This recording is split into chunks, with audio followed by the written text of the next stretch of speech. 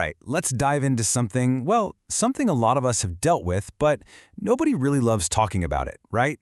That dreaded cold sore. Man, they always seem to pop up at the worst possible times. But don't worry, in this explainer, we're going to build your complete toolkit to shut them down fast.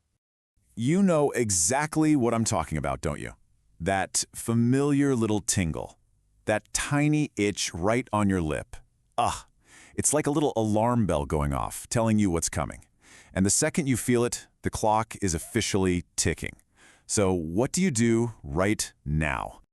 Okay, so before we can fight it, we've got to understand our enemy. What even is a cold sore? Let's break it down real quick. So, at its most basic level, a cold sore is just a blister, but it's caused by a super common virus called the herpes simplex virus, or HSV for short. The big thing to get here is that it's not just a random zit or a blemish. Nope, it's a full-on viral infection showing up on your skin. And knowing that, that's the key to actually treating it the right way. And let's be honest for a second. Yeah, they're medically manageable, but the real problem is how they make you feel, right?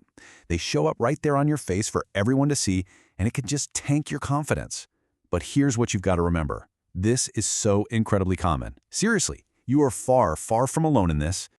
All right, let's get to the action plan. We're going to start with the heavy hitters, the medical-grade tools in your arsenal.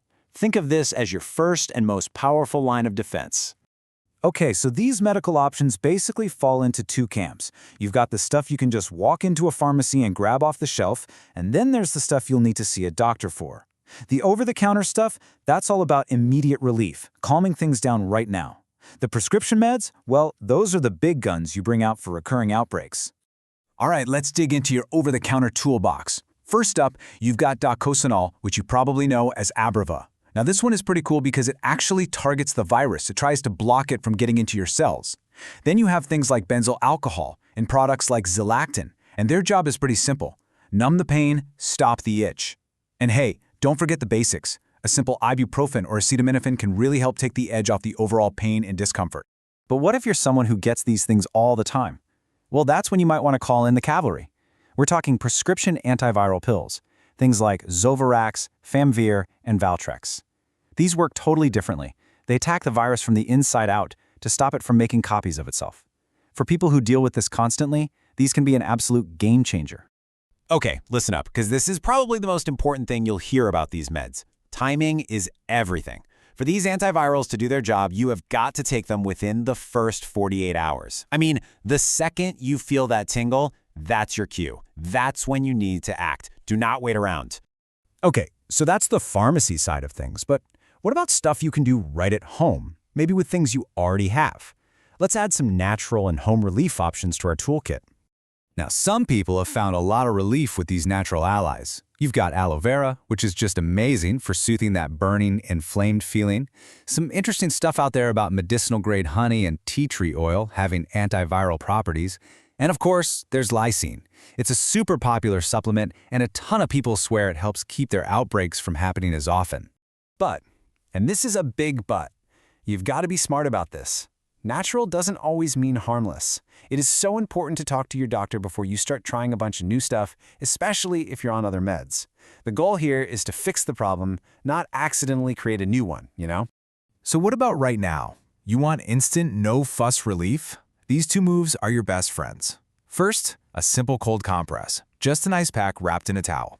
Oh man, it feels so good, and it really helps with the swelling. Second, keep it moisturized. A good protective lip balm will stop it from cracking and bleeding as it heals, which is just the worst. Okay, so we've talked a lot about what to do, but now let's flip the script. Because managing these things like a pro means knowing what not to do. And trust me, this is just as important. Think of these as the 3 golden rules. Rule number 1, hands off. Seriously, don't touch it, don't pick at it. You're just asking for trouble and making it take longer to heal. Rule number 2, and this is the big one, do not pop the blisters. More on that in a sec. And rule number 3, use sunscreen on your lips. And that last rule? It's a huge one. For a lot of people, the sun is like a giant welcome sign for a cold sore. It's a major trigger. So making a lip balm with SPF part of your daily routine, that is one of the best things you can do to prevent them in the first place. Think of it as your new best friend all year long. All right, you ready for a little rapid-fire Q&A?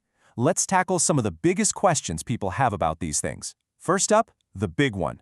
How long is this thing going to hang around? Generally, you're looking at about 7 to 10 days. That's from the moment you feel that first tingle all the way until your skin is back to normal. Now, of course, that can change depending on how bad it is and how your body fights it off, but yeah, a week to 10 days is a pretty good ballpark. Okay, next question. And this one's super important, not just for you, but for the people around you. How long are you contagious? The simple, safe answer? You're contagious until it is completely healed, like gone. No scab, no pink spot, just normal skin. That's because the virus can still be active even when it looks like it's almost gone.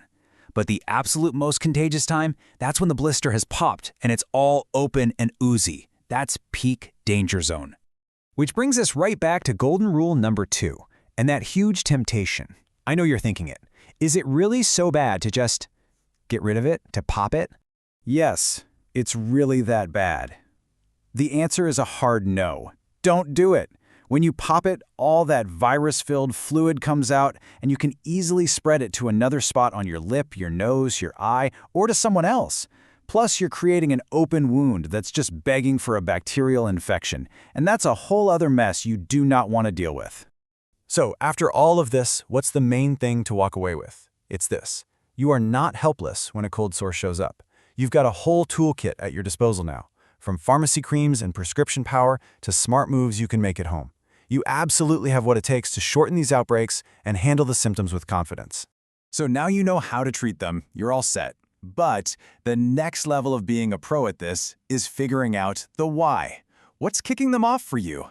For some people, it's the sun. For others, it's getting stressed out, or when they're about to get a cold. You know how to fight the battle now, but do you know what starts the war?